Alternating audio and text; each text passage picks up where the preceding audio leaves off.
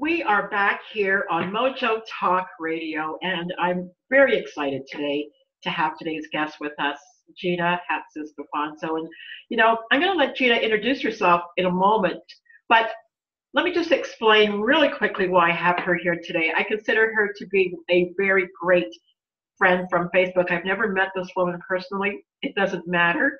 When I meet her personally, it'll be that much better. But you know what? You can really charge up a relationship of like-minded souls across the airwaves if that's the intention. And when I started reading her things, her post on Facebook and such, I knew she was part of that tribe that I talk about so often. Someone that understands the path, understands the journey, understands the work, understands the energy that goes into spiraling up our best selves. And I really applaud her for her courage, braveness, and boldness to get out the word that people need to hear, what it is to spiral up to that place in their daily lives the way that she does it so eloquently with her writing. So please help us have a sort of roaring applause. If we were a live audience, we'd be clapping for this woman, but we're not a live audience. So if we were, we would be clapping for this woman and what she does out in the world. So Gina, welcome to Mojo Talk Radio. Thank you so much, Pamela. That touches me so deeply, and I feel the same. Thank you. Thank you for having me. So Gina, the reason I invited you on to this interview today is to discuss some of the things we talk about on Facebook openly and publicly, the writings I see you talking about, and why you write what you write in such a manner. And today's topic is about the thinking, the daily thinking that grinds us down into living our lives small, and why we sometimes refuse to go bigger and greater and brighter and bolder. What keeps us down? What's the thinking going on? And before I pressed the recording button, we were talking about some of those things, and I had to say, stop, let's do the show, let's go. All the juicy stuff is coming out. And on that note, let's talk about those juicy bits of yours. Yeah, let's. It's interesting, Pamela. I never imagined my life in this way. I never intended to be in this position. I'm a seeker. You asked me to introduce myself. I'm a truth seeker. I'm a mother of two. I'm a dancer. I'm a lover of life.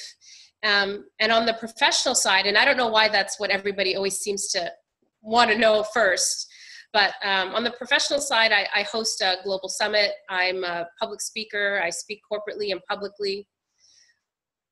For the past 2 decades, my background's in journalism. When I left that world, as a seeker, I continued to be a seeker. And when I left that world and started to really try to connect the dots for myself, I found that path was what so many other people were looking for as well. And so I kind of see myself as a seeker. And as I'm traveling the path, I meet up with people who are on the same path, and we share ideas. And those are my juicy bits. I don't come from an expert model. I come from a teacher model, where I kind of share my experience, and if it resonates with you, great, let's have a conversation and learn from each other. And that's really the seat that I sit in most comfortably. So, Gina, share with us your transformative piece. What do you bring that sets transformation within your audience? What is it that you do? Yeah. Well, first off, what I noticed in my travels as a speaker, whether it's corporately, publicly, in my workshops, I taught parenting courses, I taught tweens. What I noticed is that there's an epidemic. I call it a crisis of confidence. There seems to be, particularly for women, as a woman, I can speak to that, but there's a crisis of confidence. That woman that you see that is a brilliant, articulate, has great ideas, is so eloquent, so smart, so loving, so caring, so compassionate, puts her ego aside, really wants to help other people. And you look at that woman and you think, man, she is just not, she's living so small. She has so many great ideas. I mean, we are all that woman. You know, we look at one another and think, gosh, write the book, Pamela, already. You know, we look at each other and we see this brilliance, and yet we don't see it in ourselves. And it seems to be a crisis of confidence. This is, you know, 2017. You know, 1 out of every 4 women will suffer from depression, and 1 out of every 5 will seek treatment. 1 out of every 10 adolescent girls will cut themselves. 10 million women have eating disorders. 1 out of every 8 have breast cancer. Every 34 seconds, a woman is dying from heart-related diseases. I mean, this epidemic of not stepping into our fullness has implications from a health perspective. Yeah. We can look at it when I go into corporations. I mean, women are still making 79 cents on the dollar that men are making. If you're a white woman, you know, African-American, you're making 63 cents. If you're Hispanic, it drops to 53. There's a really interesting study that I read recently at Harvard Business School. You know, there's these brilliant women that come into Harvard Business School with the same grades, the same marks as their male counterparts, but they were flailing miserably within the first and second year. And when Harvard Business School did some research to figure out why that was happening, what they found was that women were not participating in the class, and participation is 50% of their marks. You know what they did, Pamela? They hired hand-raising coaches, confidence coaches for these women, so they would participate in the class. And so when I see these, when I read these stories and when I speak to these women, men as well, but particularly women, I see that so many of us are stuck. We're stuck in this smallness. You know, and it's not something that another degree or, you know, another promotion or adding another 0 is going to fix for us, because it just creates another goal. We're just never enough. We're never satisfied. Yeah. And so I wake up in the morning fueled with the intention to help people step into their greatness. It ignites me like nothing else, because I see it in you. I see the brilliance in other people, and I see us all playing so small. You know, one of the things, I think I wrote about this on Mojo Nation once, was the dissatisfaction with our lives. And part of the dissatisfaction with our lives is, I have a little bit of a list, is the thoughts that we have every morning when we open our eyes. You know, we all know what to do. You know, I don't think it's a lack of information. You can Google anything you need. You really can. There's no lack of information or access to the information for the most part. You know, if you have an internet access, you're hooked in. All right. So that's not the problem. The problem is what to do with the information. The problem to me, as someone that goes out into the world and does this kind of work, is having it part of my DNA, because we were trained out of our greatness.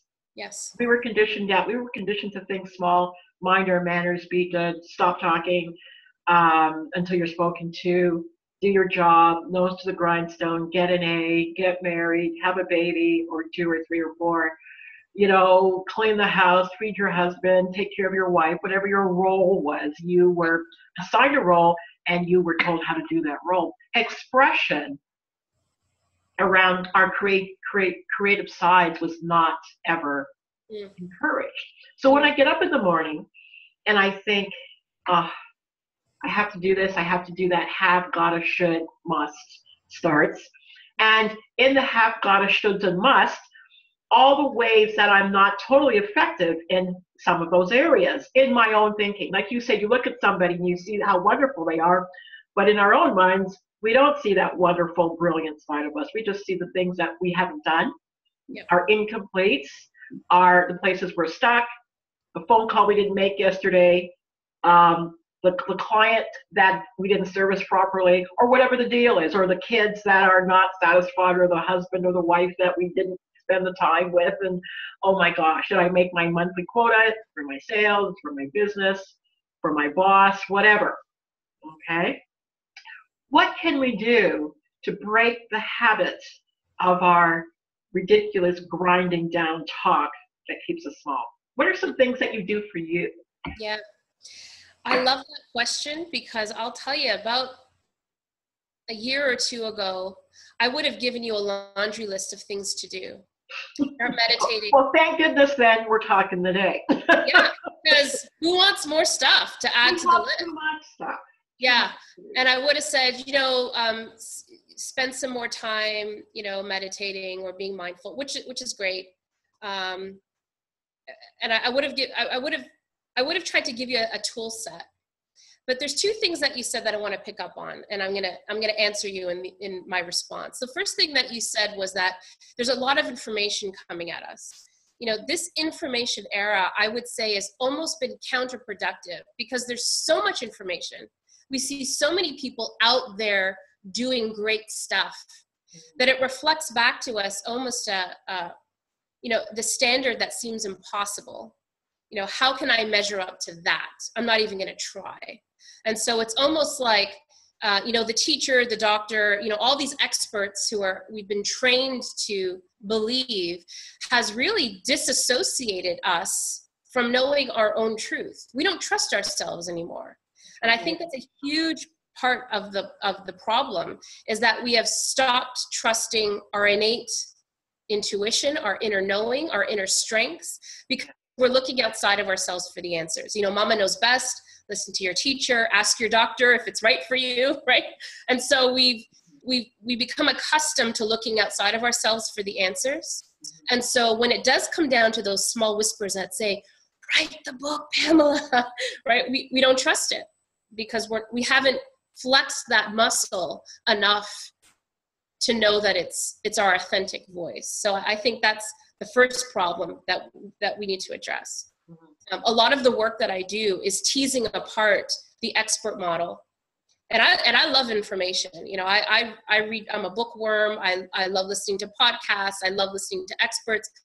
I think it's fantastic. But the model that I teach is, at the end of the day, what resonates with you. It's coming back to yourself. So I think that's the first step.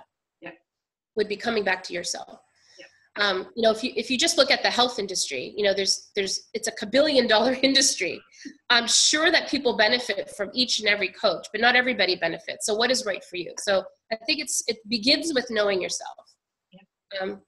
The second thing that I've learned in this past year that's really been a game changer for me is starting to look at shifting my energy less into figuring out what I have to do and more into tapping into how I do it. My business, Project Passion, I've had it for over 2 decades. And the first 10 years of my business was really focused on helping people figure out their passion. What is the business? What were you meant to do in this life? Focusing on finding that thing. Mm-hmm. And what I realized on my own journey is that it's less about that thing, and it's more about how I show up in the world. It's about the energy that I bring to every situation. It's not about reaching the mountain on the top. It's about the journey up the mountain. I think reaching the mountaintop is really, when you're done, you're dead. It's kind of like, hey, great, take a picture of me, and then it's over, right? And then what happens? You got to come back down that mountain, right? Well, then there's always another mountain, hopefully. So I've shifted gears. And so to answer your question, I think, the what of what we need to do is get really clear on our desire. What do you want? What do you really want? So when you said, check the boxes, get the degree, get married, have the 2.5 kids, get the dog, house on the beach, whatever it is. I think so many of us, because we're dissociated from ourselves, we're really dissociated from our desire. And I don't say need. I think desire is such a deeper, sexier word. What do you desire in your life? What do you want to show up in your life? What do you desire for yourself? And you know what, Gina? That's a great question. And here's the problem. Yeah. We have the desires. We'll write it in our little journals. We will talk ad nauseum to people about those desires. And then people slam into the yeah, but. We have such big butts. It's incredible. There's no diet that's ever going to get those big butts down, because we pay homage to the problem. Yes. We pay homage to the obstacle of, but my job, but my responsibilities, but the people that depend on me. If I make a switch, if I follow my desires, what about those people? Okay. What about my responsibility, my integrity, my money flow? How am I going to eat? How am I going to live? All of it. So it all sounds really beautiful. Sure does. Okay. It all sounds beautiful and easy for you to say as they point fingers because you've got this, that, and the other thing, they believe. Yeah. Okay. Yep. Now Yep. I had this struggle because how was I going to jump out of my life with what I had, my job, my house, my marriage, all of it, to go pursue what I wanted. Now, not to say I couldn't do my life, my desire inside of all of that, but what was going on with me meant that it couldn't happen because things were breaking down. Mm. And it got pretty scary. Yeah. And I said, oh, what am I going to do? Hang on to what isn't working, but it's safe, or go after the dream, but it's scary as heck, and I don't know how to do it. Yeah. Right? And then sometimes life will come in and give you the heap hole kick to the backside to go do it anyway. But that it doesn't always happen like that. Yeah. Sometimes people have to actually just sit down and make a choice in the moment without life having to fall apart. It was easy for me. Life fell apart, so it was easy. Right? Mm-hmm. Most people's lives don't fall apart, but they still don't have their desire. Yeah. And we still hang on to the fear. We're paying homage. We talk about visualizing our desires. We get to a certain place on that, and then it drops because all we can see is the block. Mm-hmm. I don't have enough money. People are depending on me. And really, it all means I'm too afraid. So let's talk about that place, the place where so many people, and I'm sure with yourself, you meet those people every day who only can see the big but. Yeah, the big but. Well, first of all, I'm one of those people. I swim in the same waters that everybody else does. And so the benefit of that is that I have the same perspective. And what I find is, you said something really, there's a few things that I want to pick out of what you said, but let me offer something a little bit deeper. If you were to take, let's say you take a piece of paper and you write down on this piece of paper, my desires. And as you said, many people can articulate. Some people can't. I have a lot of people in my classrooms that can't articulate that because we've been taught not to even start there. But for more self-aware people or people who've been on the path or people like you who have experienced some crap and were forced, maybe they have more clarity around their desire. So you write down, here's what I desire. And there's no judgment. It's whatever you want. I want a house on the beach. I want to write a book. And then I would flip the page over. I mean, let it rip, right? Like write whatever, let it rip. And then flip the page over and just pick one of those things that jumps off the page and speaks to you. One of those things that you read and your heart starts to flutter, something that really grabs you. And flip over the page and write that at the top of the page. And then ask yourself, if this were to happen, if this were to come true, the book written, business started, whatever it is, the lover, great sex, whatever it is, what would that give me? What would I get out of that? And just write for a little bit. Maybe that book would make me feel more validated. Maybe it would give me confidence to start, I don't know, whatever it is. Mm-hmm. And then what I would invite you to do is to go back and look at that answer and say, now, if that happened, what would that give me? What would I get out of that? And go a layer deeper. So, if it's write the book, what would that give me? That would give me credibility, maybe some confidence. Now go a layer deeper. What would that give you? Well, that would give me maybe focus. Maybe that would give me the energy to want to start the business. Maybe that would give me, and then what I would invite you to do is go one more layer deeper. I always say go 4 layers. Because what you'll come down to is what you really want to experience. That's the true desire. Is it freedom? Is it validation? Is it feeling like you've lived your life on purpose? Is it connectedness? Is it, I think it's really important that we drop down from this egoic desire, and there's nothing wrong with that. Ego has a really bad rap, but the heady desire into what we're really seeking. Because when we can drop down those layers into what we're really seeking, then that's really the playground that we start from.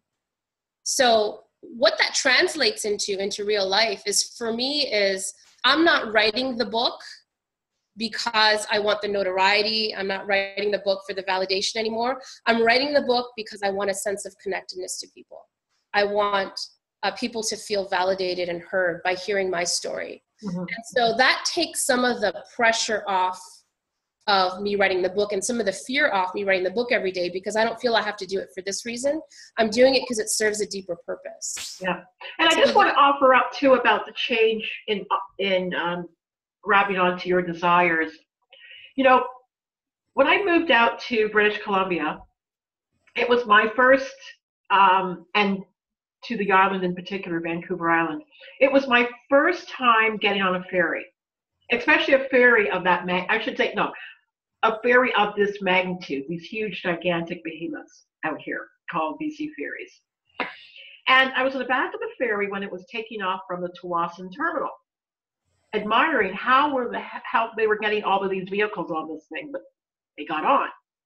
And as it left the dock, it pulled out, and it had to readjust its course to get to the Gulf Islands. What I noticed was all of this tumbling of water that was going on as the ferry changed direction, okay? So, and it clicked in my head. When change happens, a tumbling occurs. When the course is affected, there's white water happening. When I asked for my new life, before there was a new life, I was in my old life, and I dreamt vision board writing, affirmation, all that we do. Yep. I forgot, or maybe I was unaware that there was going to be whitewater effect. Mm. So when you ask knowing. The breaking away of the old life happens actually almost instantly, okay? And I held on, like I did on the ferry that day. I held on, and eventually it arrived to Vancouver Island. If you hang on and don't fall off the boat, you get there, right?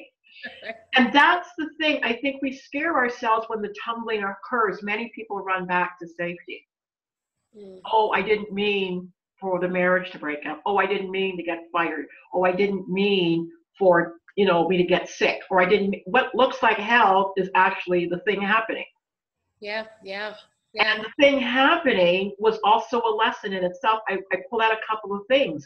Now, the but was still there. Yeah, but I got to go do this because, how am I going to start a business? How am I going to do this? How am I going to do that?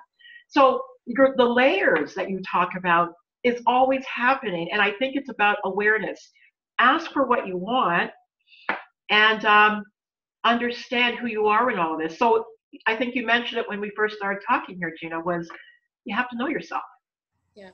And what you want and why you want it. Why do I want to write a book? Is it because I want to say I have a book? Right. Or do I want a book because of a deeper reason? Yeah. And I think too, there's something in what you said. A lot of us hold back from our greatness because we feel that we're not ready. That's we don't say to ourselves, I'm scared. We don't necessarily use that language. We'll use the language of, excusitis, which is, I'm not ready. It's not the right time. The kids are too young. Maybe when I retire, right? We fill in all these blanks. Mm-hmm. But, I think there's a misnomer that there's a readiness that you kind of go, oh, I'm ready to write this book. It's time. I'm ready to quit this job. It's time. That's BS. Yeah. You get ready in the doing, yeah. Right? You get ready as you do it. And sometimes part of the readiness, as you said, looks like things falling apart, when actually what's happening is it's dismantling what's no longer serving you. And so a lot of the work that I do, and a lot of how I never felt ready to do any of the big things that I've done. I've never felt ready. What I'm recognizing is that I couldn't be ready until I started to do it. It's in the doing that I readied up or mojoed up. Who am I to host a global summit and interview thought leaders? And who am I? And it's in the doing. You do it so well. You look so natural. I love you. But, I think we all have this sense that there's some boxes that need to be checked before we step into our greatness. And that's another thing that I want to add to this is you asked about, you know, what can we do? I think one of the most important things, it's a must do. And I don't give a lot of musts. I don't talk a lot about musts, but we absolutely need to surround ourselves with a tribe that's going to hold us accountable to living our greatness. Because, you know, I don't know where it comes from. We're in this box that tells us that we have to suffer in silence. We do this dancing show. We still do this. This is craziness, Pam. I'm calling everyone out. This is me on Facebook. All the wonderful things, right? And then we put our head on the pillow at night and we think, what's wrong with me? Why can't I do it? Why is my marriage fall? I mean, this is BS. Let's all speak our truth and say, it's tough sometimes. I wake up and, you know, I teach this stuff and I still wake up with self-doubt. And I still put one foot in front of the other because I have a tribe. Yeah, because I have a tribe of people who say, get up and keep moving. We're counting on you. Yeah. And so I've kind of created for myself, because no one's going to come to you, I've created for myself a tribe of people that I am accountable to. That's why I post every day in Facebook. I'm accountable to them, and that holds me in a space where I step into my greatness. And by doing that, it gives other people permission to do the same. That's how we rise, by rising together. And so I can't say enough how critical it is. It could be one person, it could be a group of people, but find someone. 2 to 2 million. Yeah, it really doesn't matter. But I think it's so important to plug into someone who's not going to coddle you, right? Who's not going to say they're there. You know, I have a mama who loves me dearly. Hi, mama. She loves me dearly. But I'm talking about someone who's going to say, Gina, I get it. Keep going. Yeah. You need to keep going. I need you to keep going. And I someone that knows that you're better than that. You know, we all slip and slide and trip and fall and roll into the pit, but there are people in our lives that know that we're better than that. Yeah. That won't let you sink into the abyss that we want to go into sometimes, because we feel that feeling, right? That dark, heavy feeling. You and I talked about this before we came on, and I think it's so important to share. You know, there's a piece of vulnerability that we don't give ourselves permission to share. It's embarrassing, it's uncomfortable, and that's cool. But it's through our vulnerability that, you know, I remember when I had kids, you know, everybody just made it sound so magical and so easy, and it was hard. And I was like, why isn't anybody telling me that this is so freaking hard? Why isn't, you know, everybody's, oh, it's so wonderful, it's the best time of your life. It was in some ways, and it was hard. So after that, you know, when I would meet women who were mothers for the first time, you know, I'd pull them aside and say, are you having a hard time? Because that's normal. And so I started to adopt that, you know, with business, I'm so freaking authentic, because I feel like this is how we build bridges. You know, find a place where you can, vulnerability sounds so crappy, but maybe authenticity is a better word, but to tell our truth, you know. How about just being real? Like, yeah, you know, we've set up these facades and personas because we want to be liked and accepted. We don't want to be, you know, thrown off to the side because, oh, well, you're not all that in a bag of chips. Nobody is, though. Yeah. Right? The bag of chips is nice sometimes, but I'm looking for people that get up in the morning, have a hard thought about themselves, and are doing it anyway. Or want to tell people to get lost. I don't like you right now because I'm having a pity party. Or I didn't lose the 5 pounds. Or my relationship isn't stellar. Or I don't have the money today. Or the dog is too needy. Or whatever the deal is. Sure. But still doing the dream. Yeah. We have this thing, when I lose the 5 pounds, when I have this, when I have that, then I can go do the dream. No, that never happens. I've yet to see anybody do it. And if anyone's telling you that, well, I question it. Yeah. I think too, there's this other sense too, that there's, you know, people talk a lot about the comfort zone.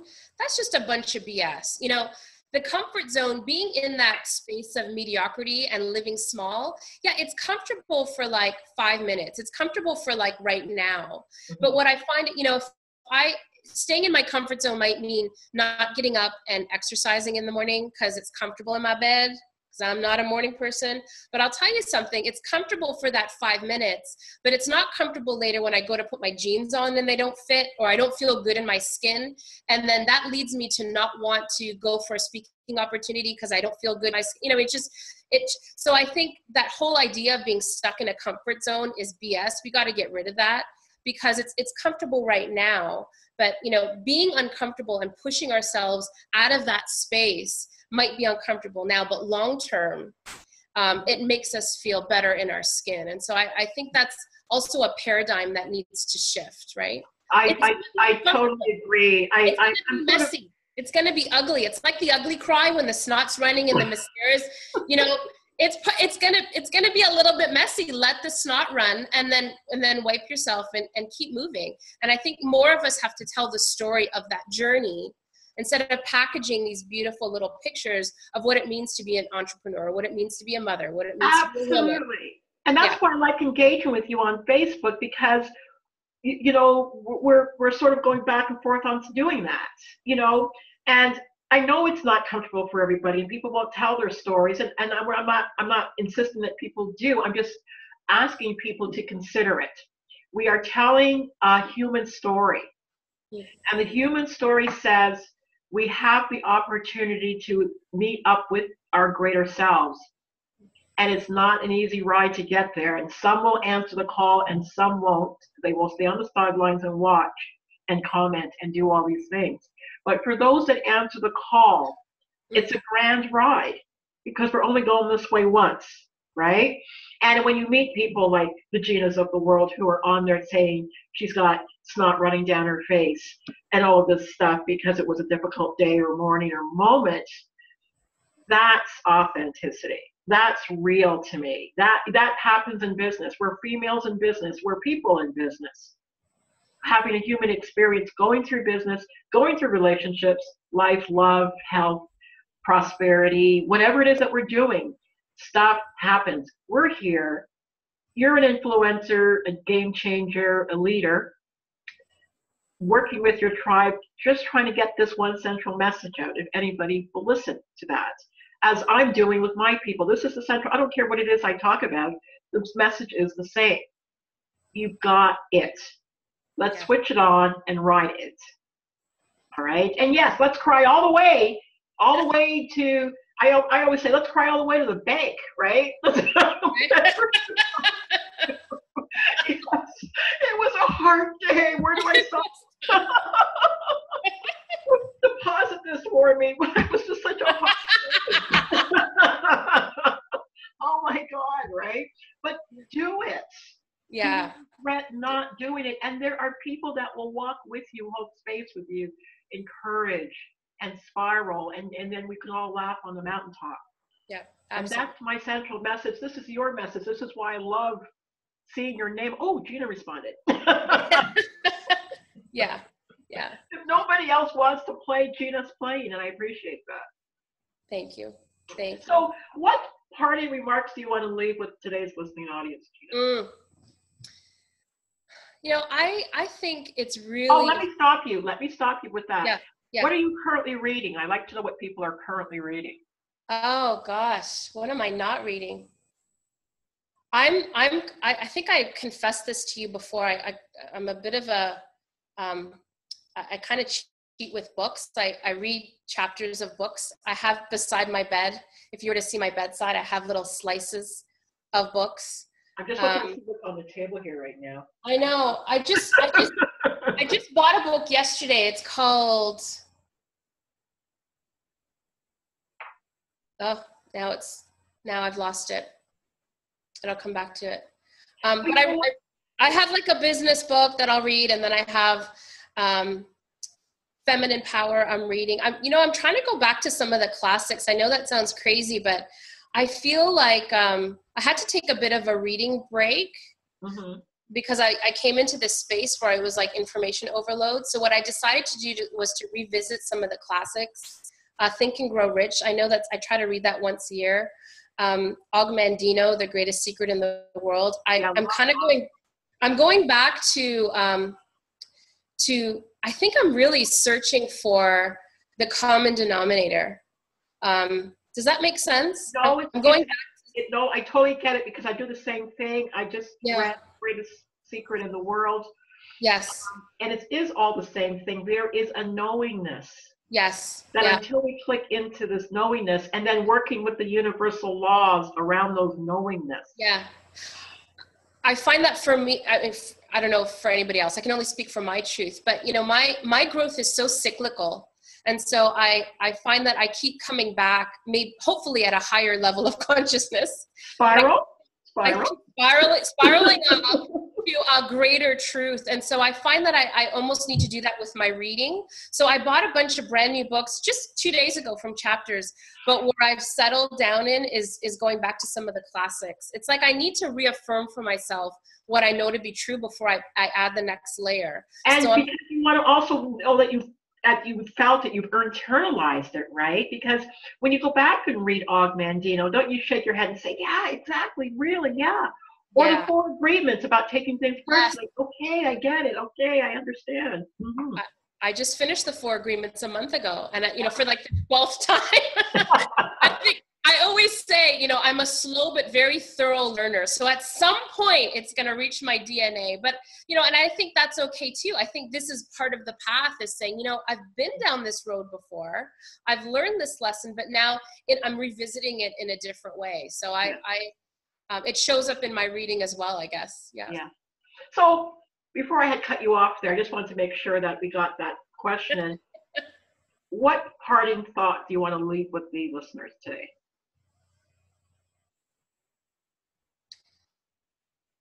I think at the end of the day, the most important thing is that you have clarity on what you truly desire.